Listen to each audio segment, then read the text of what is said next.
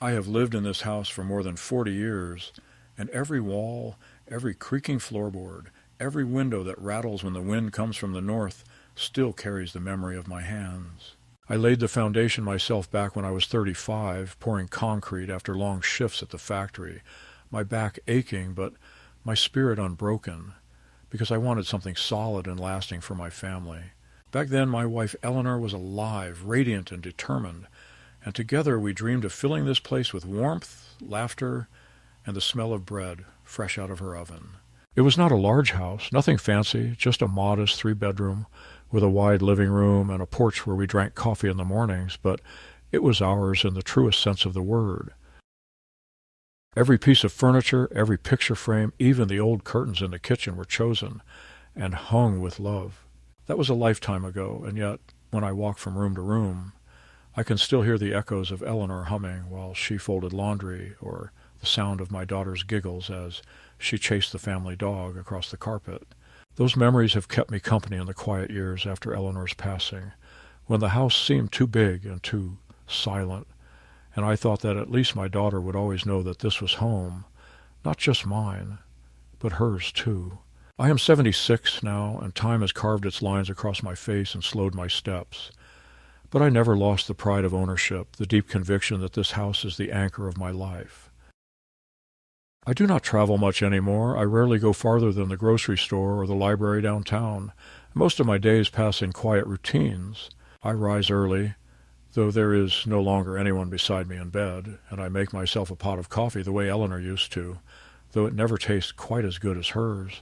I sit in the kitchen with the morning light coming in through the window above the sink, reading the paper, circling the crossword with a pencil that has nearly been worn down to nothing. Sometimes I shuffle out onto the porch and just listen to the world waking up. The rumble of garbage trucks, the voices of neighbors walking their dogs, the occasional laughter of children heading to school. It is a small life by any standard, but it is mine, and after years of work and loss and compromises, that means something. When my daughter, Caroline, asked to move back into the house with her husband and their children, I agreed without hesitation. She had been struggling, she said, and needed a place to stay while they got back on their feet. The house had more than enough space, and the thought of filling it again with life gave me a strange kind of comfort. I imagined evenings around the dinner table, grandchildren doing their homework in the living room, Caroline chatting with me in the kitchen the way she used to when she was a little girl. I thought perhaps loneliness could be softened by the noise and chaos of family. For years, Caroline and I had grown apart. She was busy with her career, her marriage, her children, and though I never stopped reaching out, phone calls, cards on birthdays, invitations to Sunday dinners, she always seemed to be too busy. I told myself it was the natural order of things, that children drift, that I should not demand too much, but in truth, I often went to bed wondering what had become of the closeness we once had. So when she came asking to return, I felt a surge of hope. Maybe this was a chance to rebuild, to feel like a father again instead of a forgotten relic. The first weeks were awkward, but bearable. I gave up the larger bedroom upstairs so Caroline and her husband could have space. I told them they could use the house however they liked, and I meant it sincerely. I enjoyed cooking dinners again, especially when the children were around, and though I sometimes felt out of place among their modern habits and endless devices, I told myself that families must learn to adjust. I tried to ignore the little slights, the way Caroline sometimes corrected me in front of the kids, the way her husband looked at me when I forgot a detail or repeated myself, the whispered conversations that fell silent when I entered the room. I reminded myself that generations collide, that patience is necessary, that maybe if I stayed kind and helpful, the old warmth would return. Still, I could not help but notice the subtle change in atmosphere, as though I were a guest in my own home, rather than the man who had built it. Even so, I kept trying. I mowed the lawn as best I could, though my knees complained more each season. I took pride in fixing leaky faucets, changing light bulbs, keeping the place in order, so that Caroline and her family could feel comfortable.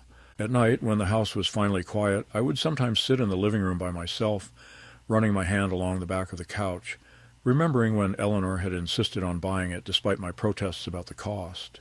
"We'll make 1,000 memories on this couch," she had said, and she was right.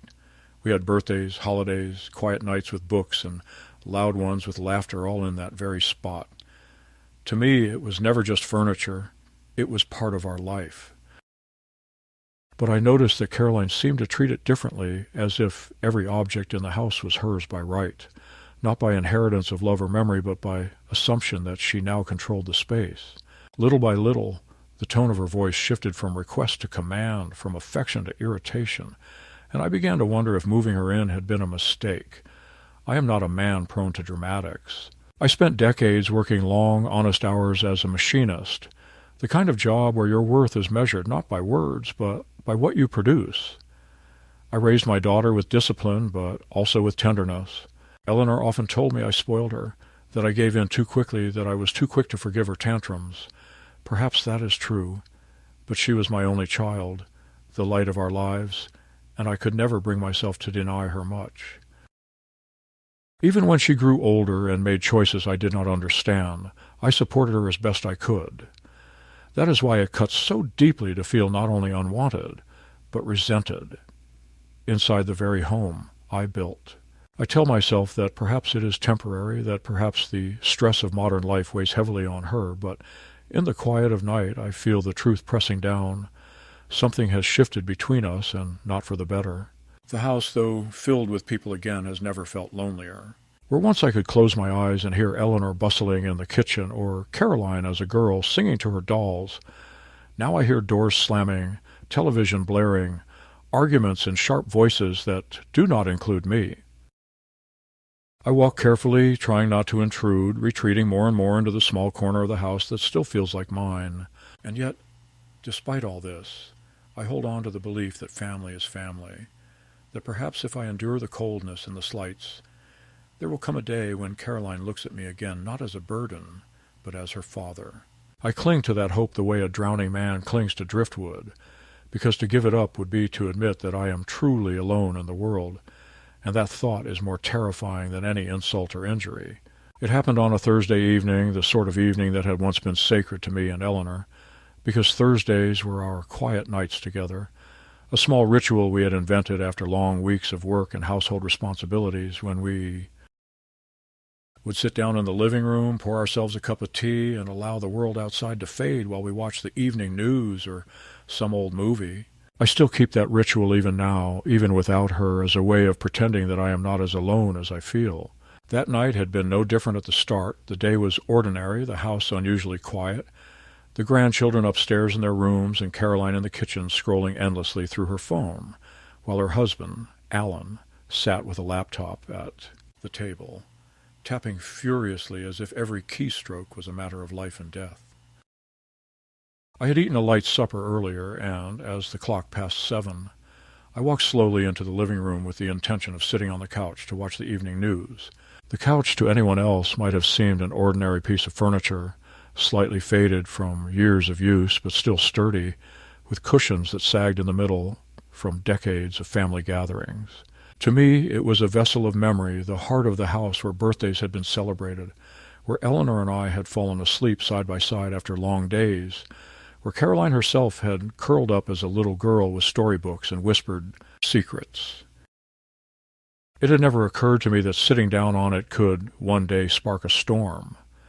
Yet as I lowered myself onto the familiar cushion, easing my aching knees and sighing with the relief that only an old man feels when he finally finds a comfortable seat, I heard quick steps behind me, the sharp click of Caroline's shoes on the hardwood floor, and before I could even turn my head, her voice cut through the air like a whip. "What do you think you're doing?" she demanded, her tone harsh. Nothing like the child I remembered, nothing like the daughter who once begged to share this very spot with me. I blinked in confusion, unsure if I had misheard. "I'm just sitting down to watch the news," I answered slowly, trying to keep my voice calm, but she was already standing over me, her face tight with anger, her arms crossed like a guard defending her territory. "That's my couch," she snapped, her voice rising. "I don't want you sitting there. You're going to wear it out. You're going to leave stains. You always smell like coffee and old man's sweat, and I'm sick of it." The words hit me like a blow before the real one came. I opened my mouth to protest, to remind her that this was my house, my living room, my couch, that I had paid for every board, every nail, every stick of furniture inside these walls. But before the words could form, she reached down, grabbed my arm, and shoved me sideways, her hand connecting with my cheek in a sudden, shocking slap that sent my glasses sliding down my nose. For a moment the world went still. I heard only the ringing in my ears, the thunder of my heart. My own daughter had raised her hand to me, not as a joke, not as some childish tantrum, but with real fury, with contempt that had been simmering for years and now boiled over in a single violent gesture. I looked up at her, stunned, and saw not remorse but a cold satisfaction flicker across her face, as if she had finally crossed some invisible line and was proud of herself for doing so. My cheek burned, my dignity burned even more, but I could not make a sound. Alan appeared in the doorway, his laptop still open in his hand, and instead of rushing to calm her or to help me, he smirked as though the scene before him confirmed something he had always believed, that I was weak, useless, and unworthy of respect. "Caroline," he said lightly, "don't waste your energy on him. He'll forget about it tomorrow anyway." And then he laughed, a short, cruel sound that echoed in the room long after he turned his back. I wanted to believe that it was a moment of madness, that perhaps Caroline was tired, stressed, overwhelmed, and that tomorrow she would come to me in tears, apologizing, begging forgiveness, the way she once had when, as a child, she broke my tools in the garage or spilled juice on Eleanor's favorite rug. But the apology never came. Instead, she stood there glaring down at me and said words I will never forget. "This is my house now, and you will sit where I tell you, when I tell you. Don't forget that, or you'll regret it." Then she turned and walked away, leaving me trembling in the silence, still seated on the couch that suddenly felt as though it had turned into foreign territory. In the hours that followed, I replayed the moment again and again, searching for an explanation, a justification, anything that might dull the pain. Perhaps she thought I had insulted her earlier, perhaps she believed I had taken her authority too lightly, but nothing made sense. The truth gnawed at me. My daughter had struck me not out of accident or momentary temper, but because she no longer saw me as her father, but as an intruder, a relic to be pushed aside. I touched my cheek in the mirror later that night and saw the faint red mark still there. But what I felt inside was far worse, a deeper wound that reached into the very core of who I thought I was. That single slap changed everything. It was no longer about small slights or misunderstandings, no longer about the tension of generations living under one roof. It was about power, about possession, about whether I still had any place in the home I had built with my bare hands. I lay awake long into the night, the house restless around me, the laughter of the children drifting down the hallway, the low murmur of Caroline and Alan's voices behind their closed door, and I realized with a clarity that chilled me, I was no longer master of this house. I was a prisoner in it, and the people holding the keys were not strangers, but my own flesh and blood. The morning after the slap, I woke before dawn with the faint throb still pulsing in my cheek and the heavier ache lodged where pride lives. And I lay there a long time, staring at the cracked hairline and the ceiling paint, trying to persuade myself that what had happened was not a true thing, but a bad dream stitched together by age and exhaustion. Yet when I finally rose and walked down the hall, the house confirmed the new order in a dozen quiet ways. The living room already rearranged while I slept so that the couch faced the television at a sharp angle that cut off the natural pathway from the kitchen, a low side table pushed against the spot where my knees would usually slide in, and a folded throw blanket placed precisely in the middle. Cushioned like a claim marker on a parcel of land, Caroline was in the kitchen stirring oatmeal with the clipped efficiency she uses when she wants me to feel that I am in the way. And without turning, she announced there were going to be house rules, now that the family was settled, a phrase she delivered with a falsely bright tone that made me think of signs in grocery stores that say, "Thank you for not touching," while they watch you like a thief. She said the children needed consistency, that the furniture was newer than anything from my era, that certain seats were going to be kept clean for guests, and that if I wanted to watch the news, I was welcome to use the sturdy wooden chair near the bookcase because it was better for my posture, a line so absurd and yet so patronizing that for a second I saw my own father's face in the reflection of the microwave door, the way a man looks when he understands he has just been demoted in his own home. I told her the couch had been in this house since before she learned to read, and that Eleanor and I had chosen it together after 3 paychecks saved and reconciled, that it was not hers and could not be assigned. But she only smiled the cool smile of someone who has already decided the argument and set down a small laminated card on the counter as if I were checking into a motel, a printed list that said no food on upholstered furniture, no open mugs in the living room, television off. After 9 on weekdays, thermostat not below 68 in winter unless she approved it, and a final line that glowed with triumph. Common areas are shared at Caroline's discretion. In the days that followed, she began to make good on the tone of that card, not in one loud sweep, but in a steady drizzle that soaked everything. One afternoon, while I was out raking the back corner where the maple drops its leaves in a stubborn pile, she and Alan moved my old recliner to the garage without a word, and when I came in there was a blank square of carpet where my shape used to fit, the space smelling of dust and something like an ending. And when I asked where the chair had gone, Alan said cheerfully that they were decluttering, that it was better for me to sit at a table anyway, that guys your age get stiff if they nap in recliners, then suggested we list it online and donate the proceeds to a charity, the children's school. Recommended.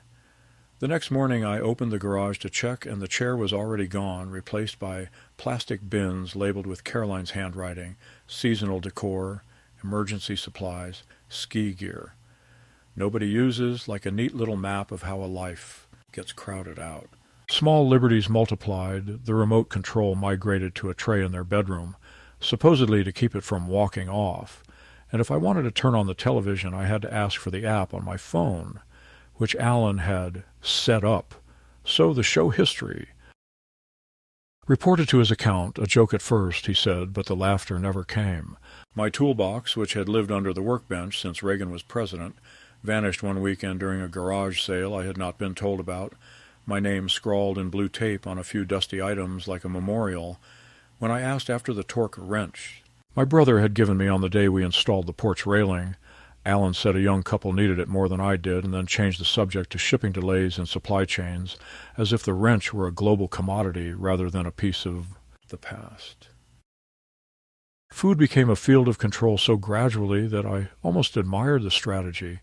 She began by announcing that the doctor, not my doctor, some online nutritionist she followed, had said salt was poison at my age, and suddenly there was a new white. Organizer on the refrigerator door with color-coded lists, green for approved items like plain yogurt, boiled chicken, steamed vegetables, red for forbidden foods that might harm Dad, a category that included almost every pleasure left to an old man, cheese, cold cuts, pickles, the jar of peanut butter Eleanor used to smooth on my toast Sunday mornings. At first I laughed and made my toast anyway, but the loaf disappeared, and when I brought home a small bag of groceries with my own money, the labels were mysteriously covered with Post-it notes that said, "Not yours, Dad, ask first." Within a week there was a plastic strap with a tiny numeric lock looped around the fridge handles, for the kids snacking, she said, but it clicked shut in the evenings and sometimes in the middle of the day, and I found myself eating in my room, like a boarder in some unkind boarding house, throwing away wrappers outside so the trash wouldn't be counted against me. Then came the ledger, a tan notebook with a column for dates and a column for incidents, written in Caroline's tidy script, notes about the time I left water running, when I had merely soaked a pan to loosen a baked-on edge, about an unplugged space heater I had never touched, about a misplaced pill bottle that turned out to be in the cupboard where she had moved it, each entry ending with a little box checked concern. And twice a week she would set the notebook on the table while the grandchildren did homework so they could absorb the lesson that their grandfather needed monitoring, the way you monitor a faulty appliance. I began to notice tiny black lenses tucked into the corners of rooms, as a doorbell camera that looked inward rather than out, a plug-in sensor in the hallway nightlight, and when I asked Alan he shrugged and said it was for home security and insurance. Discounts, the same tone men use when they are lying, but convinced you cannot prove it. Money, always the quiet engine beneath family quarrels, emerged next, wearing the polite face of fairness. Caroline printed a spreadsheet titled Household Contributions and slid it to me with the coffee, explaining a new system where everyone would carry their share, which sounded reasonable until I saw that my share included a market-rate room fee, a utility surcharge, and a line item for wear and tear on fixtures, a phrase that seemed to mean anything I might touch, while their shares were offset by credits like childcare, lawn care, and management, a word that made my back rise because I knew exactly who was being managed. When I reminded her that I had paid off the mortgage on this house years ago and that my name sits alone on the deed, she leveled me with the look my daughter learned somewhere after she left my protection, the look that says reality is what she declares it to be, and replied that since they had stabilized the home with their income, there needed to be a record that I was not free riding for the sake of transparency if anything ever happened to me. She had me add my debit card to an app Alan used for budgeting.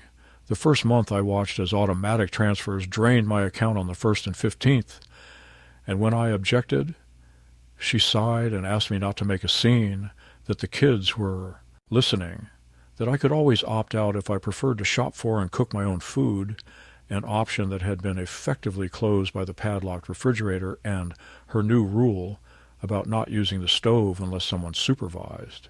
Humiliation grew. Social legs.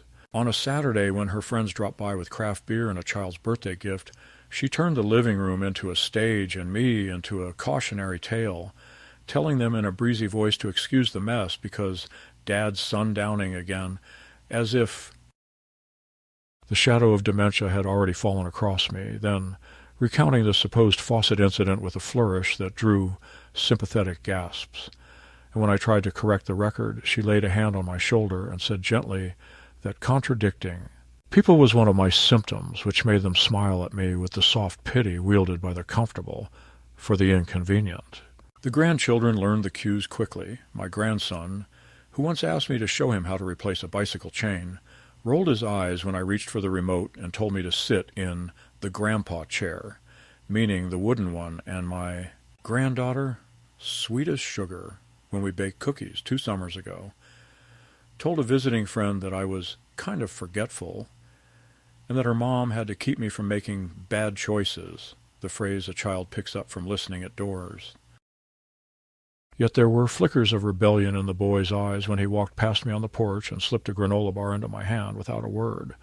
And once late at night he knocked softly and whispered that he didn't like the cameras either and that he was sorry about the way people talked in the house. And I told him the truth, that we do not always choose our moments of courage, that sometimes kindness is a small thing carried like a candle through a drafty hall.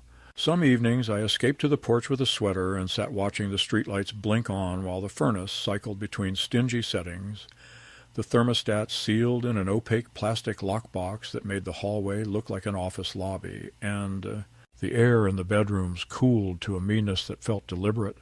Twice I woke from a shallow sleep because my hands ached with cold and discovered the heat set down to 62.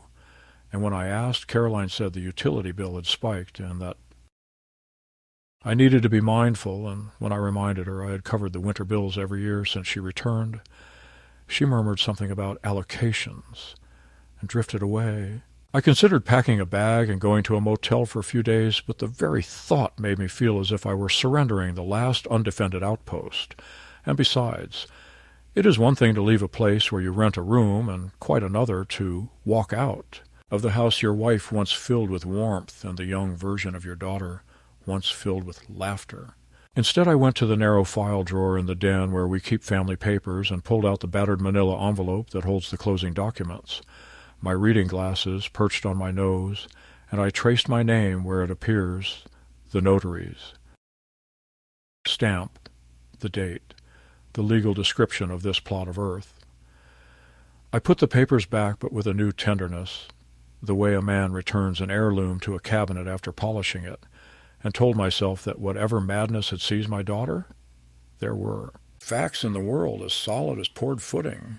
Caroline sensed, with the frightening intuition that abusers often have, that I had stiffened, and she pivoted to what she called a plan for ease, which meant she began to appear at breakfast with stacks of forms printed from the internet, saying we should simplify things for everyone's peace of mind, powers of attorney, advanced directives, healthcare proxies, and one document with cheerful clip art that would have made it easier for her to handle the house and accounts in case of an emergency. She said she would take me to get them notarized on her lunch break and that it would be such a relief. And when I hesitated, she sighed as if I were being selfish, then scheduled a wellness visit with a clinic she preferred, explaining that insurance required an annual cognitive screen anyway, that it was standard, that I shouldn't read into it. But her eyes glittered with the excitement of someone setting a chess piece in a square she had been aiming at all along. I agreed to the appointment because I have nothing to hide and because, despite everything, I wanted to show her that I am not afraid of the truth. But when she handed me a fountain pen to sign the stack she called housekeeping, I uncapped it and felt the cool metal in my fingers and handed it back, saying I would take the forms to my own desk and read them at my own pace. A small act that drew a flash of anger across her face, so quick you might have missed it if you hadn't spent years learning the weather of that face. By the time Sunday rolled around, the house had a rhythm that no longer included room for my comfort. The couch wore its throw like a sash of office. The ledger had 3 new entries about behaviors I do not recognize as mine. The thermostat clicked under plastic, and the fridge strap hummed when the code was mistyped, a sound oddly like a laugh. When I took the kitchen trash to the curb, old Mr. Greer from 2 doors down lifted a hand and asked after me, and before I could answer, Caroline leaned out the doorway and told him not to worry, that I was fine, just forgetful. And I watched the man's eyes shift, kind and puzzled, because he has known me for 30 years and seen me shovel his walk and tune his mower, and he does not know what to do with this new story about me. I went back inside and stood in the living room doorway and looked at the couch that once held my wife and my past and my hopes for a gentle old age, and I understood that a line had been crossed not by histrionics or shouting, but by the quiet accumulation of rules and locks and ledgers that turn a father into a ward and a home into a domain with a single monarch. I did not yet know where the next line would be drawn, only that if I stepped back again there would be no end to the retreat. One evening, after a particularly cold day when my bones ached so fiercely I had to sit down twice just walking from the mailbox to the porch, I returned to the house and found the kitchen strangely silent, though I could hear Caroline's voice floating down the hallway in that rapid, urgent tone she used when she thought she was plotting rather than speaking. I paused near the doorway to the dining room and realized she was on the phone, and though I did not intend to eavesdrop, her words reached me with brutal clarity. "He doesn't even remember what he ate this morning," she was saying, her voice pitched low but sharp. "It won't be hard to convince anyone that he's slipping. Once we have the paperwork lined up, the house will transfer without hassle. Alan says the market's perfect right now. 3-bedroom, established neighborhood. We could get top dollar. Dad won't fight. He doesn't have it in him." I stood frozen, my breath caught in my throat, the old wood of the floor cool beneath my bare feet, and for a moment I wondered if I had misheard. But then I heard Alan's deeper voice join in, muffled but unmistakable. "We just need to document everything. Keep that ledger. Talk to the doctor. When the time comes, the court will side with us. No judge will put property in the hands of a senile old man." The words struck harder than the slap ever had, because this was not a burst of temper or a petty act of cruelty. It was a plan, deliberate and methodical, a conspiracy carried out under my own roof in the home where I had raised the very woman now preparing to take everything from me. My knees nearly gave out, and I clutched the edge of the wall to steady myself, biting down on the wave of disbelief that threatened to drown me.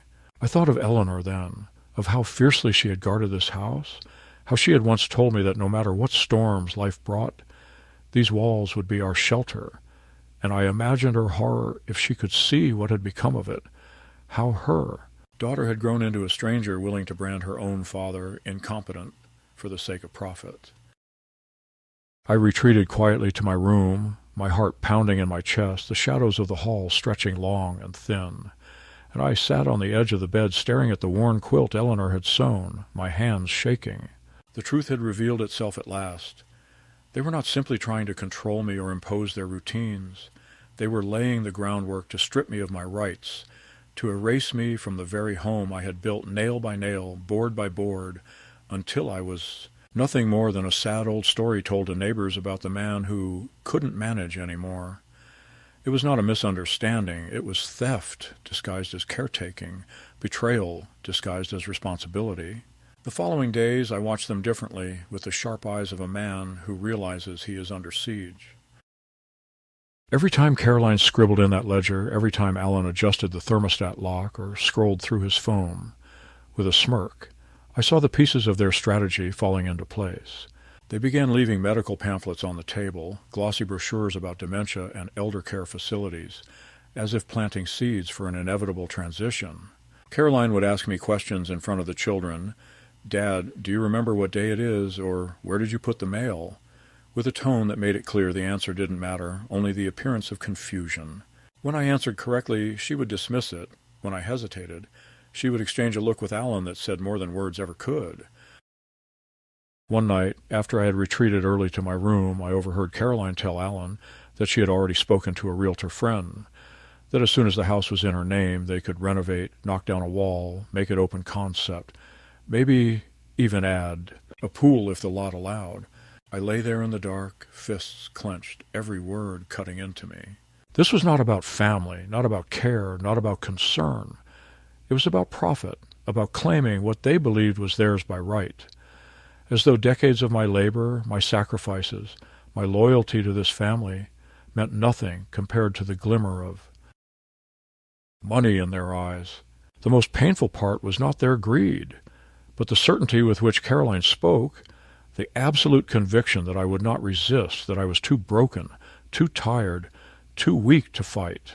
She had misjudged me, though, because as I sat alone in that dim room, the first embers of something long dormant began to stir in me.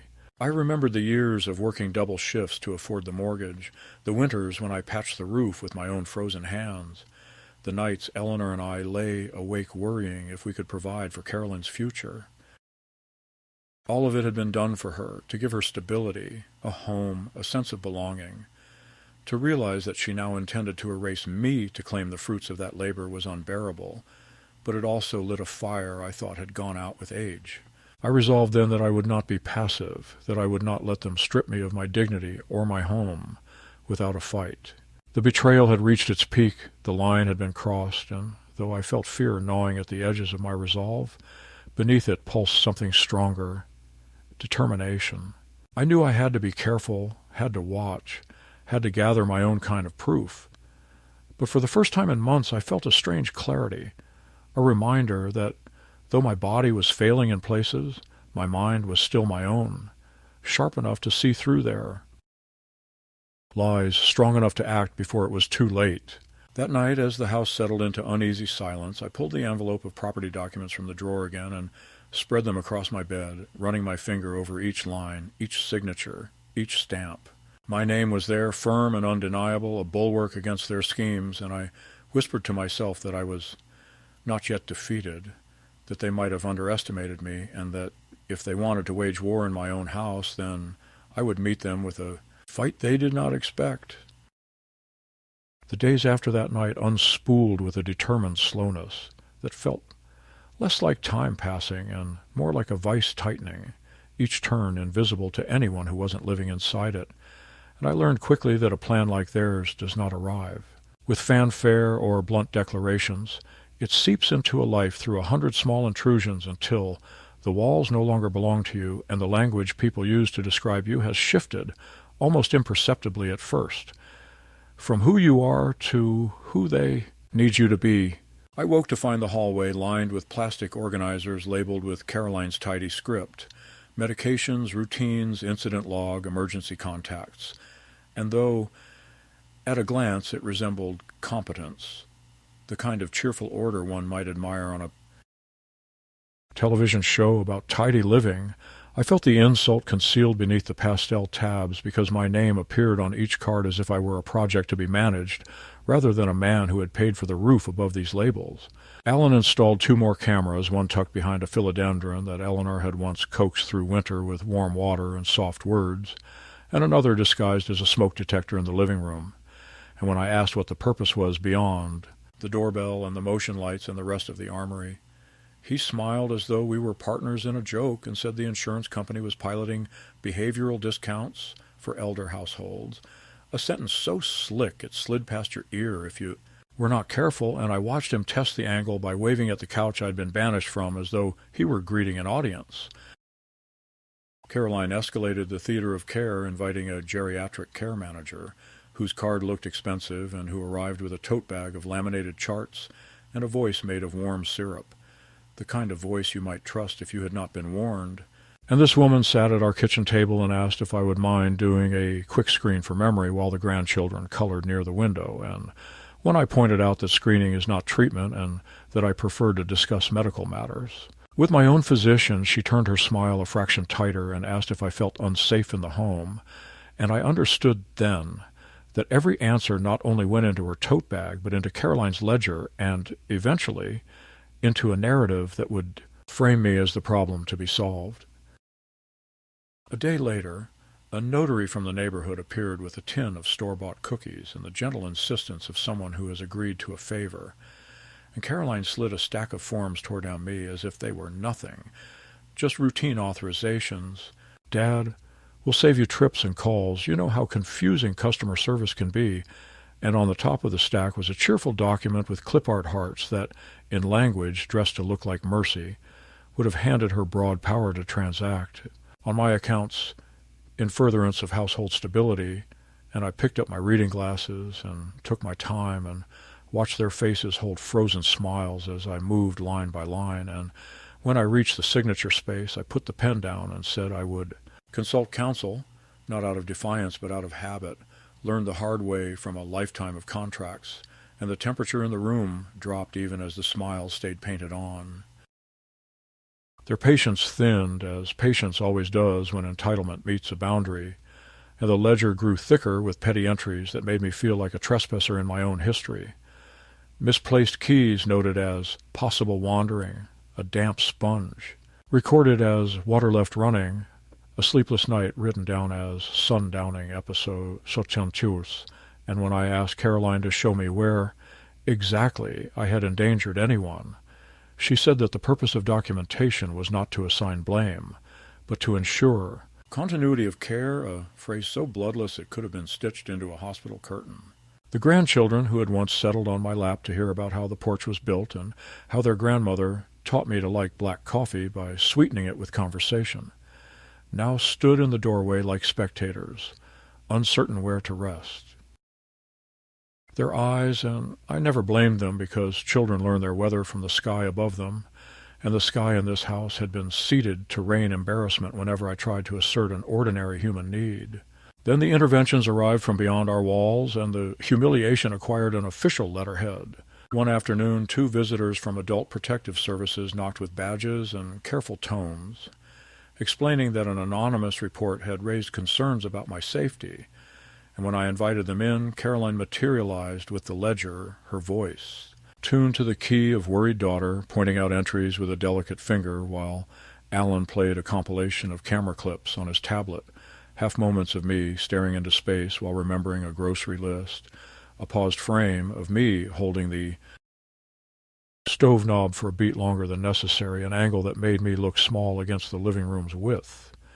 And I could feel the trap inside the politeness, because the workers must respond, must note, must check the boxes that keep their departments funded, and yet I also saw one of them glance at the deed I produced, the bills paid on time, the neatness of my room, my prescriptions arranged by date, and I told them in a steady voice that aging is not incompetence, that memory is not a crime, and that sometimes the most dangerous thing in a house is not the stove, but the story being told about you by people who benefit if that story is believed.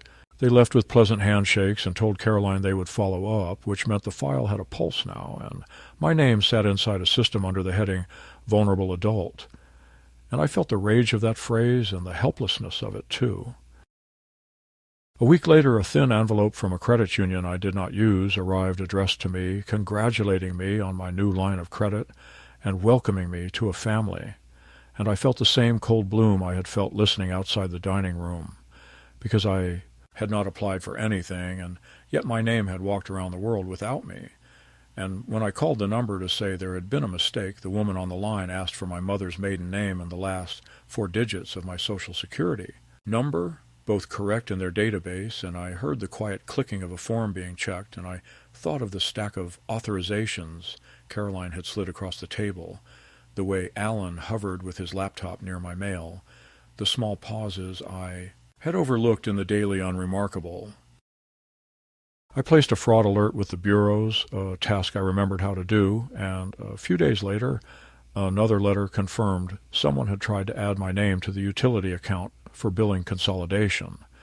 And I went down to the service center in my good jacket and told the clerk with the kind eyes that I had not requested such a thing, and she did not ask me to prove my mind, only my identity, and she reset the account with a firmness that looked like mercy from where I was standing. Inside the house, the air thickened. Caroline began to invite people at strategic moments, the pastor's wife who runs the prayer chain, the neighbor who chairs the HOA, a woman from her office who speaks in high, clear notes, as if addressing a room, and each visit seemed designed to produce a tableau at which I was the negative example. I would be asked to locate a bill I had already filed, or recall a date I had no reason to memorize, or carry a tray from counter to table under a watchful gaze, and when I performed these ordinary tasks without incident, no one clapped because competence is not a spectacle. But when my hand slipped once and a fork clattered too loudly, the room vibrated with gentle pity, and my daughter's ledger gained a fresh entry, and the narrative took one more small step toward inevitability. Alan locked the thermostat box and slid the key onto his own ring, joked about the Polar Bear Club when I wore my sweater 2 nights in a row, turned the Wi-Fi off after 10 because sleep hygiene was important at your age, changed the password for the streaming account so I could not watch the old westerns Eleanor had liked, and told the children that if Grandpa wanted to be included, he could join the family hour on Thursday when they watched some show whose jokes relied on a rhythm I no longer recognized. They moved me, without saying the word move, to the small room at the back of the house with a window that looks onto the fence and the neighbor's siding, rather than the yard where the maple throws its shade in summer, because it was quieter there, and closer to the bathroom, and they packed my books into bins labeled to indicate that sentimental items would be stored for safety, and a baby monitor appeared on the dresser with a lens the size of a coin, and at night I could hear the tiny speaker crackle with my own breathing, a sound I had never found menacing until that first night when I understood that even dreams were now monitored property. They replaced my doorknob with one that did not latch from my side and installed a spring hinge that pulled the door closed behind me. And when I asked why I was no longer allowed the privacy an adult extends to another adult, Caroline looked stricken for a performative flicker and said the grandchildren needed boundaries and that we were all learning to share space. And I realized that sharing in this house was a synonym for compliance. But even machines meant to control misfire. One afternoon when Caroline was out and Alan was in the garage rearranging space for a treadmill, my grandson came into my room and sat on the edge of the bed with his elbows on his knees and told me in a rush that he had overheard his parents talk about placement, a word that belongs to furniture and chess and, in this ugly context, to the warehousing of elders in places that smell like antiseptic and loss. And the boy's face worked hard to be brave while he told me he was sorry for the things he had said because he wanted his mother to be proud of him and because the house felt better when everyone laughed, even if the jokes were not kind. I rested my hand on his shoulder and told him that goodness is a muscle that can be strengthened and that telling the truth is a kind of weightlifting. And he nodded, swallowed, and slipped a small flash drive into my palm, saying he had copied some of the camera feed before Alan changed the settings. and that if I wanted to show anyone what really happened in the living room or the kitchen, I should have it. And then he left quickly, because kindness makes a strange sound in a house tuned to another key. The next blow landed on a Tuesday when the doorbell rang at 10 in the morning, and a process server, polite and bored in equal measure, handed me a thick packet with my name and a case number on the front, and a heading that made the room tilt, petition for temporary guardianship. And though the words inside were almost unreadable through the buzz in my ears, I could see enough to know that Caroline and Alan had asked a court to take my choices away on an emergency basis, citing documented cognitive decline, unsafe behaviors, and financial mismanagement, complete with half-truths inflated into crises and incidents invented out of the fog of their convenience. The packet included a date for a hearing less than 2 weeks away and a note that the court might appoint counsel if I demonstrated need, an elegant way to describe the state, stepping between a man and his life. And I sat down on the nearest chair and straightened the papers and felt the old engine inside me, the one that had kept me from collapsing on the worst days of my marriage and my work and my fatherhood, catch and turn over. That night they staged their boldest performance yet. Caroline gathered the children and 2 neighbors and announced that we were having a family meeting to discuss how best to support me, and she invited me to sit at the head of the table like a monarch in an empty kingdom. And then she read aloud from the petition as if it were a poem of love rather than a pamphlet of removal, pausing to dab a dry eye when she came to the part about how much she feared I might fall, how she lay awake worrying that I would leave the stove on, how she blamed herself for not intervening sooner, and when I said quietly that I had cooked for their family the week she got the promotion and that not a single smoke alarm had sounded, she smiled with exquisite patience and replied that denial was a symptom. Alan took out a brown envelope and produced 3 photographs, the faucet running with no one near it, the burner glinting red while the pan sat empty, the front door standing open to the night, and if I had not lived inside the machinery of their narrative I might have been alarmed, but I knew how easy it was to stage a picture, to turn a knob and step out of frame, to open a door and wait, and the room hummed with the gentle complicity of people relieved to let someone else carry the burden of judgment. When the neighbors had gone and the children had been sent upstairs, Caroline put a single page in front of me with a signature line and a soothing sentence at the top. Agreement to transition, which in 6 small print paragraphs would have placed me in an assisted living facility for evaluation pending the hearing, the capacity equivalent of pleading guilty because it keeps the machine moving, and my hand trembled not with fear, but with the sudden clarity that this was the moment when a life either buckled or chose to stand. I did not sign. I held her gaze and told her the truth that I heard her dining room conversation 2 weeks ago, that I knew about the realtor and the imagined renovations, that I had read the petition, and that a court was not a frightened neighbor or a pliant notary, and that if she wished to continue down this path, she should be prepared to be met and not merely observed. She called me cruel then, said I had always been stubborn, that Eleanor had cried because of my hardness, the old story she kept on a hook for moments when she needed to salt the wound. And I let the words blow past me, because there are storms a man must simply lean into until they pass, and because defending my marriage to my daughter had become, I saw now, just another way of participating in my own diminishment. I went to my room and closed the door that no longer latched and made a list with a pencil on the back of an envelope. Copies of deed and will, appointment with my doctor, statement from the bank, letters from neighbors who had known me for decades, my own log of the last months, written with the kind of precision that had once balanced budgets at the shop. I wrote the name of an attorney I remembered from a flyer at the library, a woman who gave free talks to seniors about scams and guardianship, and I added the time of the hearing and underlined it twice. The house responded to my list like a threatened organism, tightening its grip in petty ways that would not, on their own, look like abuse to a stranger.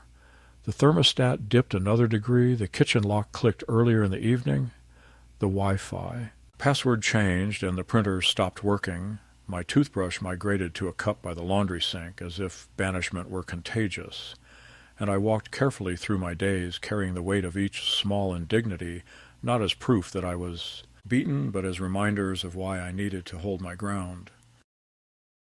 I copied my documents and left one set with Mr. Bruce Greer 2 doors down, who did not comment, only nodded like a man who has been waiting to be asked, and I tucked a second set into a manila envelope under the cushion of the car in the detached garage where Alan rarely ventured, because the light switch had a short he never bothered to fix. I bought a small spiral notebook at the pharmacy and began to log, line by long line, what was said and who was present and where the cameras were pointed, not because I believed a story could be captured perfectly, but because I wanted to be the author of the account of my own days, and in the evenings, when the house settled into vigilance, I whispered to Eleanor the way a man speaks to the dead when he is trying to be brave, not asking her to fix what she cannot touch, but asking permission to fight in a way that would honor the decades we spent turning a blueprint into a home. 2 nights before the hearing, Caroline tried once more to dress coercion and concern. She sat on the edge of my bed and smoothed the quilt with hands that remembered childhood, and said that she did not want to go to court, that it would be embarrassing and expensive, and that all she ever wanted was to keep me safe, and if I would only sign the agreement to transition, we could handle everything privately with dignity.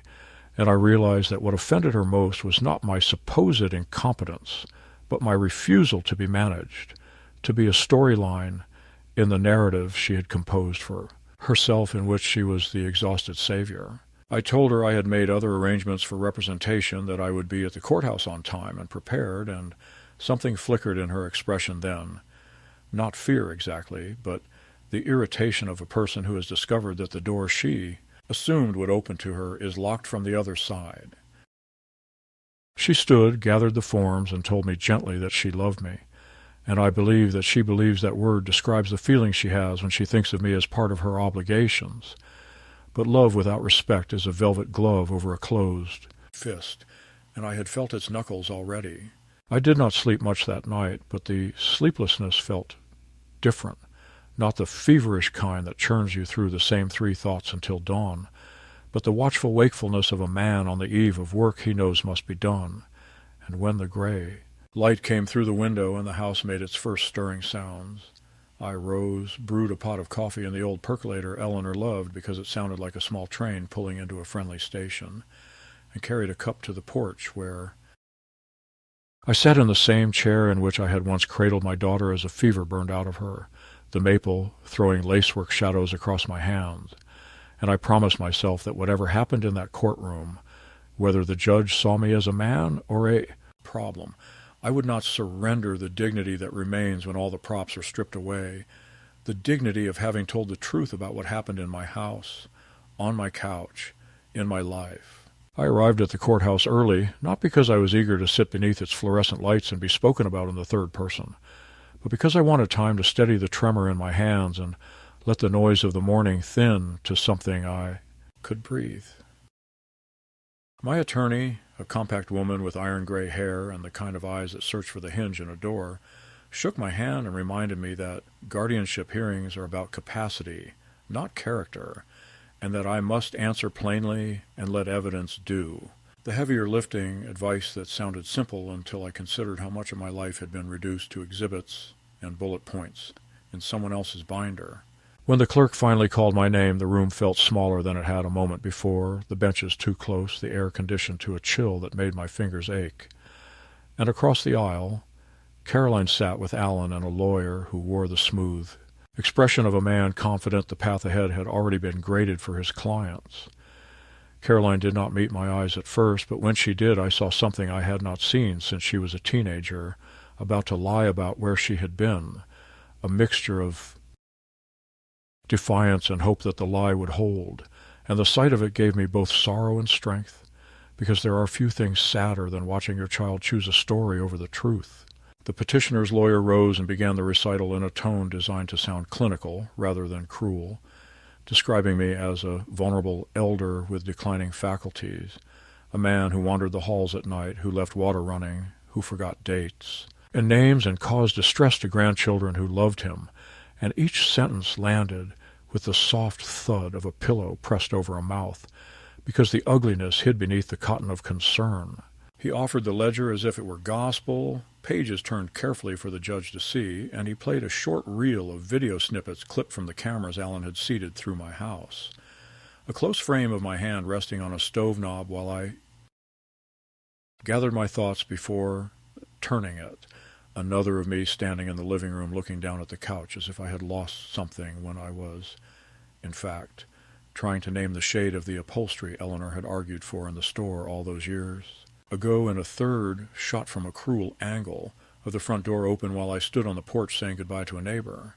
He spoke about safety and love and the burden of care, and when he finished, Caroline finally found her voice, trembling slightly for effect as she told the judge that all she wanted was to keep me safe, that she could not sleep for fear of what I might do to myself, that she would never forgive herself if something happened when she could have acted.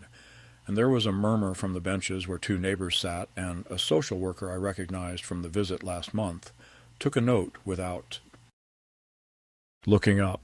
When it was our turn, my attorney did not raise her voice or strike the table.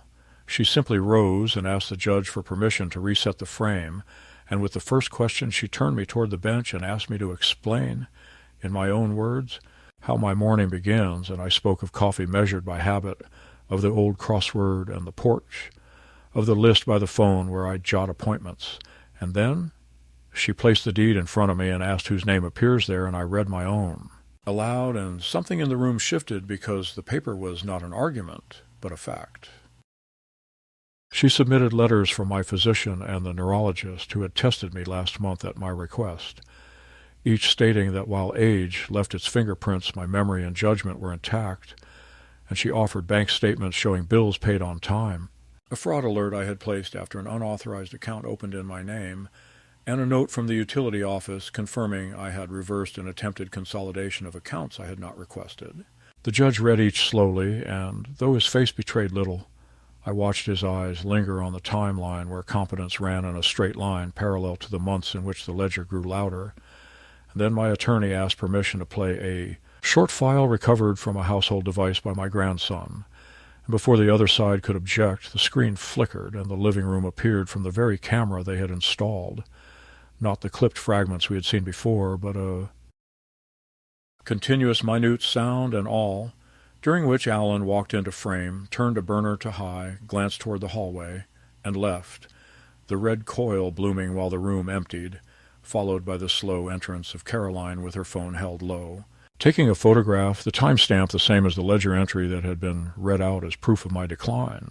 For a moment no one spoke, and even the hum of the ventilation seemed to soften, as if sound itself felt embarrassed to be present. My attorney let the silence breathe and then cued another clip, this one of the front door ajar, while two grocery bags sat on the porch, and Caroline's voice called to the children to leave it like that. We need documentation, her tone brisk and managerial. The judge leaned forward so slightly you might have missed it if you were not watching for any sign that the ground would hold. Then came the last piece, a recording from the dining room that began with casual talk about paint colors and ended with Caroline telling a realtor she would move Dad out before he even knows what hit him. And although the defense objected to the ethics of family recordings, the judge overruled gently, noting that the cameras belong to the petitioners and that what is seeded in the soil will grow, whether roses or weeds. My attorney did not look at me when she asked the final question. She looked at Caroline and asked her to explain the phrase open concept in the context of a guardianship petition, and my daughter's face fell open for a beat before she filled it. With indignation, insisting that plans for renovation were just dreams for when things stabilized, and the judge raised a hand to stop the exchange and asked me simply whether I understood what guardianship would mean, and I answered with the quiet I had saved for this moment that it would mean my signature would no longer be my own, that the house I built would no longer be my shelter, that my decisions would be changed into suggestions, and that I did not consent to such erasure. The ruling did not come with thunder. It came the way decisions come from a person who remembers that law is meant to guard the vulnerable, not deliver them to whoever shouts safety the loudest. The judge denied the petition with prejudice, noting that the evidence suggested not incapacity, but a campaign to create the appearance of incapacity, and he cautioned that further attempts to manipulate systems designed to protect elders could invite consequences beyond a courtroom scolding. He entered a limited protective order forbidding interference with my medical care, finances, or use of common areas in my home, and he instructed counsel that any future dispute over residence must be brought in the proper civil court, where property, rights, and tenancy can be addressed on the merits rather than smuggled in under the cloak of guardianship. He looked at Caroline then, not unkindly but without softness, and told her that love does not turn the people we fear becoming into the villains of our stories, and that the state will not launder resentment into authority. The gavel did not slam. It touched wood with a small measured tap that sounded to me like a lock turning from the inside. Outside the courtroom, Caroline caught up to me in the corridor where sunlight fell in a bright bar across the tile, and for a moment she looked like the girl who once asked me to tie her skates too tight because she liked the feeling of being held. But then Alan came alongside, and the old expression returned, that mix of grievance and calculation. And she told me I had humiliated her and that I would regret choosing strangers over family. I did not answer the insult. Instead, I reached into my jacket and handed her an envelope I had prepared the night before, a plain notice terminating the informal tenancy and offering 30 days to vacate. The dates, written in my steady hand, the lines free of anger, only clarity, and I told her that if she wished to remain my daughter, she would find a way to be so without living in my house, that the door in our relationship would not lock from my side, but the lock on the front door of my home would turn on my key again. She stared as if I had spoken a language she had forgotten, and Alan began to say something about rights and contributions, but whatever speech he had loaded failed to fire under the weight of the judge's words still echoing down the hall. I walked out into the late afternoon with my attorney's card warm in my palm and the thin packet of orders in my pocket, and for the first time in months I let my eyes lift all the way to the blue above the courthouse dome, the kind of ordinary sky that never once raised its voice to prove it was there. I drove home without turning on the radio, parked at the curb because I wanted to walk the last 20 yards and feel each step, and when I reached the porch I paused with my hand on the rail I had sanded with my brother the summer Eleanor said that maple shade made our house look like a secret, and I promised myself that the next time I sat on the couch it would not be as a fugitive in my own life, but as a man who has weathered a storm and remained. And if another storm was coming, then let it come into a house where the rules are simple. The truth is not a prop. Love does not require ruin, and a father is not a ledger entry to be managed, but a person who remembers, even when others prefer that he forget.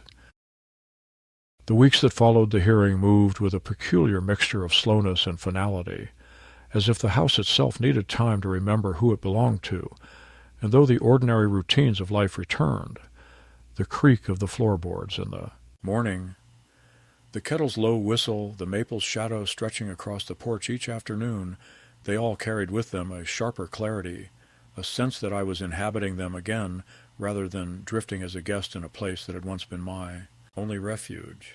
Caroline and Alan began packing almost immediately, not out of gratitude or recognition of boundaries, but with the brisk resentment of people who believe they have been cheated of something they already considered theirs, and the sound of boxes being taped in the hallway struck me like a drumbeat of finality, each rip of adhesive peeling away another layer of the illusion that we could still live under one roof. The grandchildren hovered in doorways, caught between loyalty and confusion, and I did what I could to show them kindness without comment, slipping them sandwiches when their parents weren't looking, letting them sit with me on the porch swing.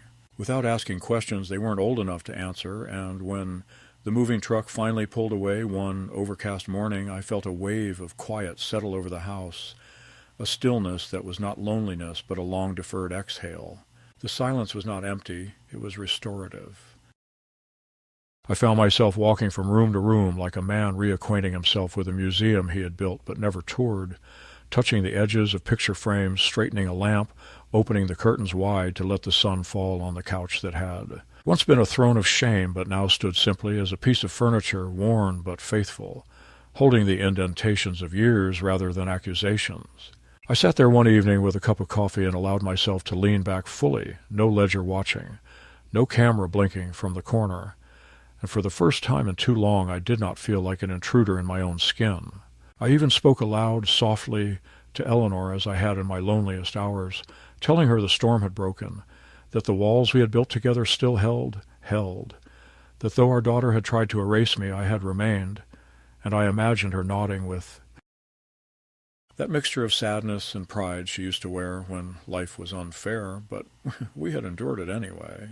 It was not triumph in the loud sense. It was the quieter, harder triumph of survival with dignity intact. There were consequences, of course.